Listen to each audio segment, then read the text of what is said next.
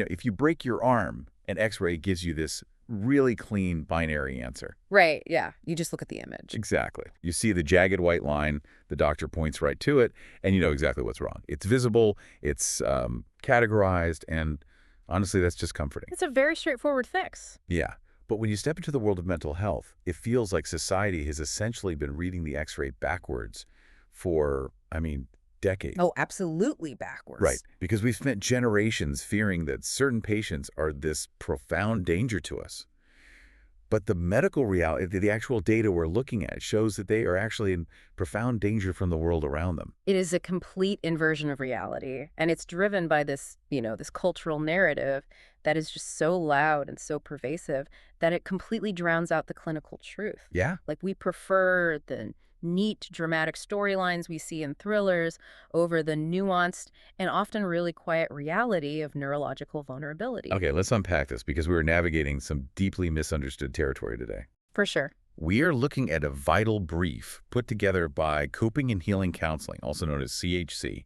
It's their guide to understanding schizophrenia. And to you listening right now, whether you're a healthcare professional or maybe someone supporting a family member or just someone who genuinely wants to understand how the human mind works, this is an incredible case study. It really is. It's not just about defining a medical condition. It's a masterclass in how early intervention and systemic coordination can actually give people their lives back.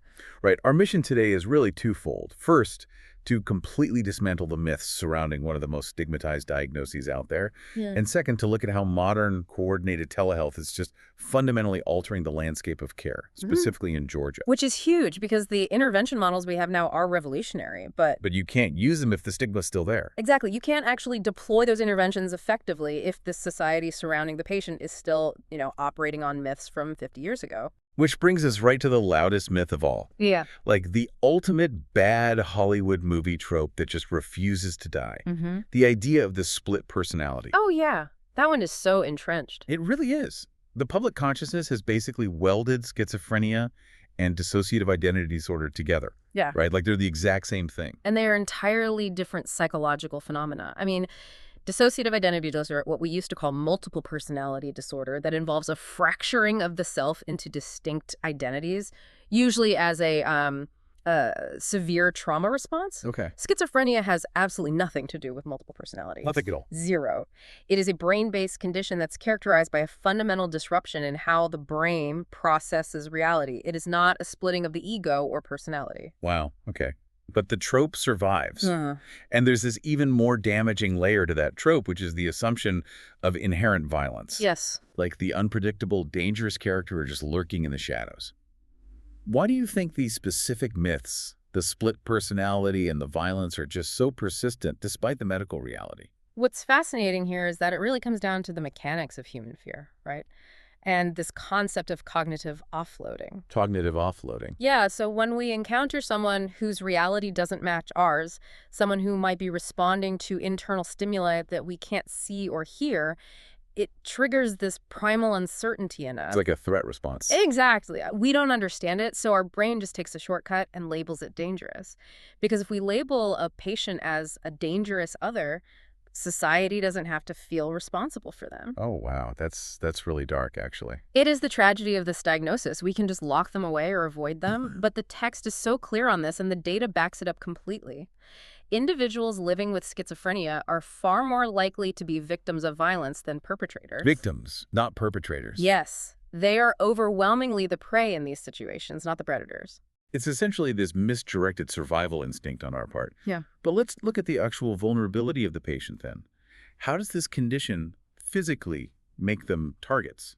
Well, think about what it takes to just stay safe in a complex world every single day. You have to. You need to read social cues, assess your environment, recognize deceit, all of that. Yeah, constant microcalculations. Exactly. And when someone is experiencing active psychosis, which the guide defines as hallucinations, delusions, and disorganized thinking, their cognitive bandwidth is entirely consumed by just trying to parse a distorted reality. They're just trying to figure out what's real. Right. So they might not notice that a situation around them is escalating, Or they might be really easily manipulated by someone with bad intentions because their internal warning systems are, misfiring. They're navigating a minefield blindfolded. That's exactly what it feels like. So, if the real danger isn't outward violence, but this profound internal vulnerability, we really need to understand what is actually happening inside the brain.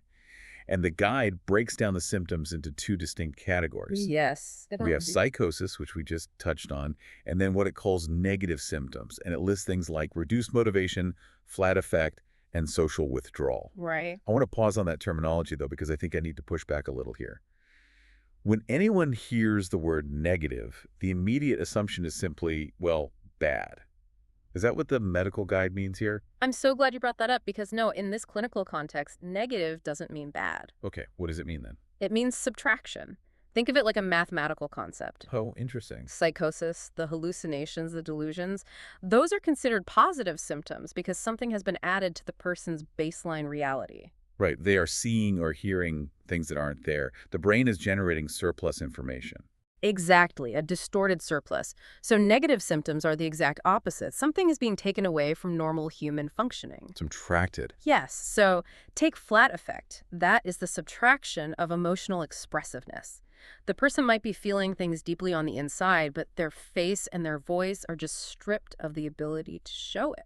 Wow, so they look blank, but they aren't empty. Exactly. And reduced motivation is the subtraction of the drive to initiate even simple tasks. It's not laziness, which is what families often think. The neurochemical bridge that is required to start an action has literally degraded. That fundamentally changes the calculus of how we view someone struggling with this. I mean, they aren't just experiencing these terrifying added hallucinations. Their internal engine, their very capacity to express that terror or to seek help, is simultaneously being drained away. It is a compounding crisis. It really is. And to understand the full weight of that crisis, we have to look at when it strikes. The timing. Yes. The onset typically occurs in the late teens to early 30s. Wait, really? Late teens to early 30s. Why then? What is happening in the brain or the environment during that specific window that triggers this whole cascade? It's basically a collision of neurodevelopment and environmental stress. Biologically, the human brain undergoes this massive structural remodeling during late adolescence and early adulthood. Like an upgrade. Kind of, yeah. It's called synaptic pruning. The brain is clearing out old neural pathways to build more efficient adult ones. And in schizophrenia, there is evidence that this pruning process just becomes dysregulated. Okay, so the hardware is vulnerable. Right. But then you add the environmental factor. The ages between 18 and 30 require an immense leap in cognitive load. Oh, for sure. You're leaving home, you're trying to navigate college, entering the workforce. Managing finances, building complex relationships. It's overwhelming for anyone. The stress of emerging adulthood is immense. So if the brain already has an underlying genetic vulnerability, the sheer pressure of that transition acts as a catalyst. The system just buckles. Which means this condition strikes right at the foundational launch pad of a person's life. Exactly. So if you delay treatment, you aren't just delaying symptom relief. You are essentially derailing their entire transition into independent adulthood. It is an absolute race against time. The text is very clear that clinical outcomes are inextricably tied to how quickly a patient receives comprehensive treatment after their very first psychotic episode. The longer you wait, the worse it gets. Yes. The longer the brain is allowed to remain in a state of untreated psychosis, the more entrenched those distorted neural pathways become. Recovery gets harder every single day. It's almost like a bone healing out of alignment. That's a great way to look at it. Yeah, like if you don't reset it immediately, you're looking at a lifetime of chronic pain and limited mobility. But the source material does provide a very clear, evidence-based blueprint for resetting that alignment. It does. It highlights a proven solution. Right. It outlines this model called Comprehensive Coordinated Specialty Care. And it involves 4 pillars. I have them right here. Antipsychotic medication managed by psychiatry, CBT or cognitive behavioral therapy for psychosis, family psychoeducation, and supported employment or education. And you really have to view this as a systemic treatment for a systemic condition. A pill alone cannot rebuild a life. Right. But I want to challenge you on that second pillar, though, the CBT for psychosis. Sure. Because if someone is actively experiencing a delusion, say they genuinely believe, I don't know, the television is sending them hostile messages, how does talking to a therapist actually help? You can't just reason someone out of a hallucination with talk therapy, right? Well, that's the thing. You aren't trying to talk the hallucination away. You aren't. No. The antipsychotic medication, that first pillar, is what lowers the volume of the hallucination. But the CBT is about cognitive restructuring. Okay, how does that work in practice? A specialized therapist works with the patient to reality test their experiences. They don't say, "You're crazy, the TV isn't talking to you." They say, "Let's look at the evidence together. If the TV is talking to you, why isn't anyone else in the room reacting?" Oh, wow. So it's very logical. Very. And they say, "Let's develop a coping strategy for when that specific anxiety arises." It empowers the patient to become a detective of their own mind rather than just being a passive victim of it. That is fascinating. You're giving them an intellectual framework to isolate the misfiring parts of their own brain. Exactly. I mean, but even with medication and CBT, you still have the external environment. Like if you do all this incredible clinical work, but then you send the patient back to an uneducated family or an empty apartment with no job prospects, We're just like, fixing a ship's engine and then putting it back in the water with a massive hole in the hull. which is precisely why family psychoeducation and supported employment are absolute non-negotiable pillars of this model. They have to happen alongside the medical side. They have to. Families often have no idea how to handle a schizophrenia diagnosis. They might exhibit what we call high-expressed emotion. What does that mean? Like yelling. It means a lot of criticism, hostility, or even over-involvement. Because they are terrified and they don't understand the negative symptoms. They might yell at the patient to just get out of bed, not realizing it's a neurological deficit, not stubbornness. Because they just see the lack of motivation and think it's a character flaw. Right. Psychoeducation teaches the family how to lower the temperature in the home, and we know that reducing stress in the home environment directly prevents relapse. And the supported employment piece, I guess that addresses the timeline we talked about earlier. Absolutely. Like if this hits at 22, you still need to build an identity. Work provides routine, it provides social connection, and a sense of self-worth that is entirely separate from the diagnosis. The ultimate goal here isn't just surviving, is living a fully integrated, connected life. But, and here's the analogy I've been thinking about. We hear about all these different treatments, the meds, the CBT, the family stuff, but without a conductor, isn't it all just noise? Like how do these specific elements actually harmonize? Well, that is the critical bottleneck, right? Executing all four of those pillars simultaneously requires massive coordination. You need a psychiatrist, a specialized therapist, a family counselor, and a vocational coach all talking to each other. Which brings us to the delivery mechanism. Because building this orchestra of care requires a stage, right? Yeah. How do people actually get this complex, coordinated care in the real world? And this leads directly to the provider detailed in the source, coping and healing counseling in Georgia. Right. Because historically, if you lived in a major city like Atlanta, maybe you could find this kind of coordinated team. But if you lived in a rural area, you were entirely out of luck. The zip code lottery has historically dictated mental health outcomes. If the nearest specialist is a 3-hour drive away, early intervention is physically impossible for a family that can't take time off work. Here's where it gets really interesting, though. Because CHC's model is so disruptive, they are a 100% telehealth IPA compliant practice, and they serve all 159 counties in Georgia. Yes. So does this essentially mean the zip code lottery for mental health access in Georgia is finally over? It's a massive step toward ending it, yeah. Telehealth removes the absolute barrier of geographical isolation. But let me play devil's advocate for a second. We are talking about a condition where paranoia and delusions are core symptoms. Doesn't trying to deliver therapy through a computer screen over an internet connection potentially exacerbate paranoia for someone with schizophrenia? You know, that is a very real clinical consideration, and it's why the coordination piece is just so vital. Telehealth isn't a silver bullet, but it is a massive net positive. Because the alternative is what? Think about the alternative. The patient sitting in a waiting room full of strangers, highly agitated after a stressful hours-long car ride. For many, the safety and predictability of their own bedroom actually makes engaging with therapy much easier. Oh, that makes sense. The environment is entirely controlled. Right. But yes, a therapist has to be highly skilled to build rapport and establish safety over a screen, especially with a paranoid patient. And the structure of CHC's care team is really interesting here, looking at the text. They have over 15 licensed therapists, LCSWs, LPCs, LMFTs, and they don't just treat schizophrenia. No, they handle a wide range. Right, they do anxiety, depression, trauma, PTSD, grief, and relationship stress.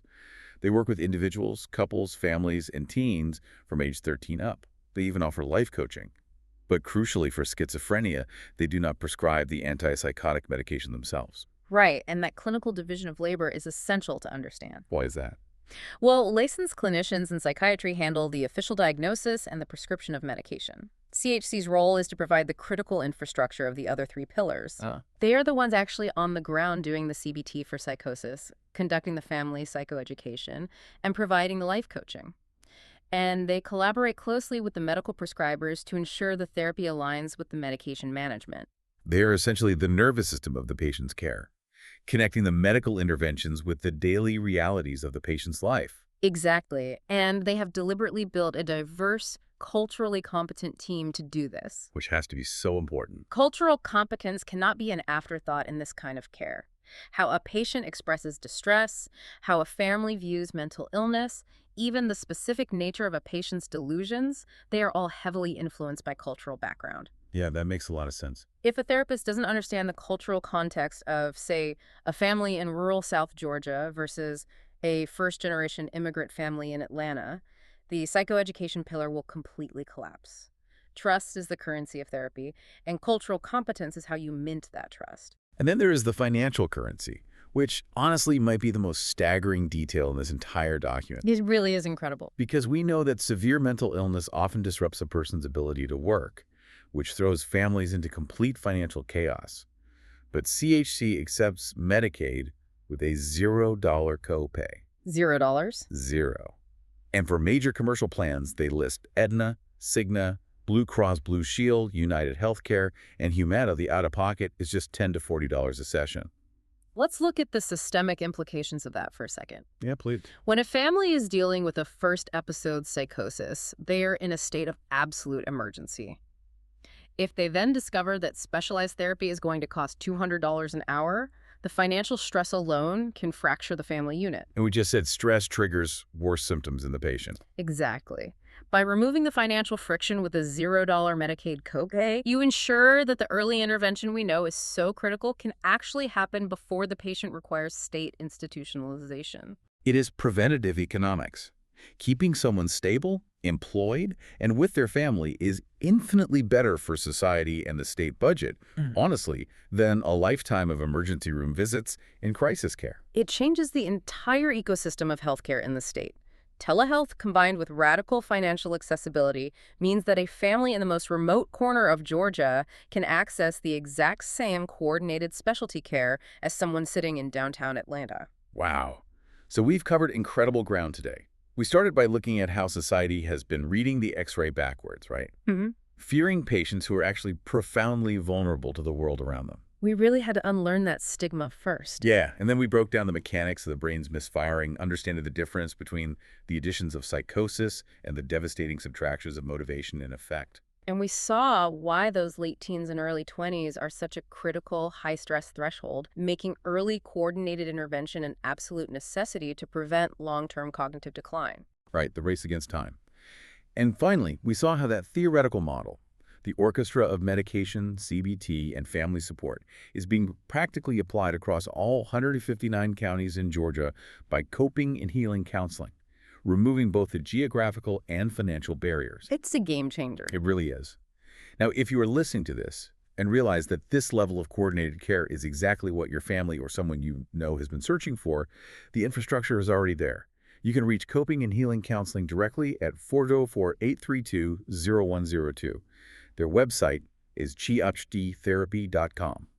Those access points are really the bridge from simply understanding a condition to actually changing a life. But, as we close out this analysis, there is a broader societal question that this material forces us to confront. Okay. What's the big takeaway for you? We spent a lot of time discussing that fourth pillar of recovery, supported employment and education. The clinical side is doing all this grueling work of rewiring a patient's cognitive framework so they can re-enter society.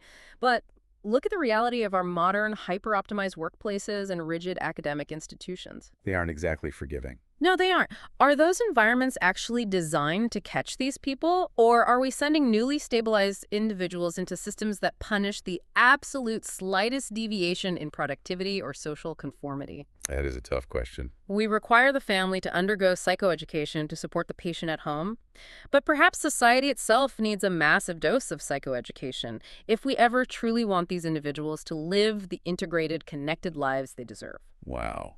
That is a heavy but deeply necessary question.